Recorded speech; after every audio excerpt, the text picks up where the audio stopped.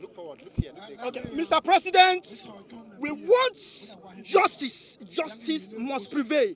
We want you to allow us to use AK-47 the same way the Fulanis are using. Yes. Yesterday we saw them with our eyes. They were speaking Fulanis, not armed bandits. It was Fulanis, we saw them. They came and attacked this village. They killed more than 20 people. Their aim was to attack the IDP camp. But because of the neighboring villages, they killed and some people with injured others. Some are at the hospital right now. Mr. President, if you know you are in power, if you know you're the president of this country, we voted for you, and you must rise and do something. Else, we'll do our best. We must do our best. My name is Mr. AMOS Amo. I'm the youth leader of this community. This is Abagana village. Thank you. I'm from this community. At about 12 o'clock last night, or this morning, I was working with the news that the Fulani headsmen have killed so many people in this community. And this is not the only community I'm presiding over. Recently, just about 5 days ago, they killed so many within the same community. And they have been killing, there have been so many killings, and we, as a community, we say this should be the last killing. Otherwise, we go to self-help. Self-help. If government cannot, yes, the federal government has refused to provide security for the community, provide security for people of Benue State and Nigeria at large. So we resort to self-help. How many people are here today? We can see 6 corpses, others are in the hospital. We do not know how many. I'm the prominent son of Benue State. This is my place, Abagana. Hallelujah. This is Abagana. And yesterday night, they called us that the Fulani people have invaded. My sister is here while I was in Agan. This didn't happen exactly some few minutes to 12. Before the information reached the community, it was already 12 o'clock. So it is sad. And what I want to tell the president is that he should arise as how the governor is telling him. That he should arise to responsibilities. This is Sadoni. We are not happy any longer. Like, for instance, I would like to blame our governor in some extent that he has collected our weapons. He has collected our weapons since the history of the Team Nations. No tribe and nobody has ever defeated the Team people. But because the governor has collected our weapons, now we are helpless. They say that we should submit our arms. We have submitted our arms. And now the Fulanis, they are attacking us. We don't have any other thing to do. They say anybody that move with cutlass that they should arrest him. The Fulanis that move with AK-47 and nobody is here to say anything. There was no security in IDP. They came exactly to attack the IDP. It was because of the neighboring people that we are close to this place. It's happening. Within the last 2 weeks, we have lost more than 70 people between the local governments of Makurdi, Guma, and Gwe West. Just alone.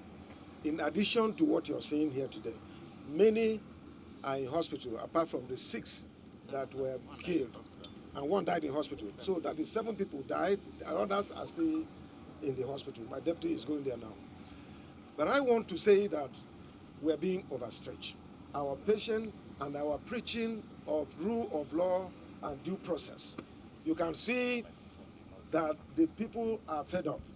Mr. President must rise up. He's the president of Federal Republic of Nigeria, and over the 215 nationalities that are in this country, Mr. President is their president. They voted him. We all voted him. He's our president. He has taken oath of office to secure the country and provide security for lives and property. This is unacceptable. This cannot continue. Mr. President cannot continue to be aloof. Mr. President must rise up to address the nation himself, not Garba Shehu or any of his assistants. Mr. President must tell us where we are going in this country. This is too much. We are being overstretched, and this is not acceptable. The body language, the action and inaction of Mr. President shows that he's only the president of Fulani people. I have warned this. I have written to him, I have written to the security agencies that Mayor Tiala anchored a meeting in Yola and said that except we repeal the prohibition of open grazing law, otherwise nobody will know peace. They will kill, they will maim, they will rape, they will do all kinds of atrocity. They have started doing it. And it's amazing. We're becoming a banana republic. If we have a president, Mr. President gives order, gave security agencies orders to shoot at sight whosoever is having AK-47. And then the Minister of Defense came out to say that they cannot shoot at sight. Those people should be prosecuted.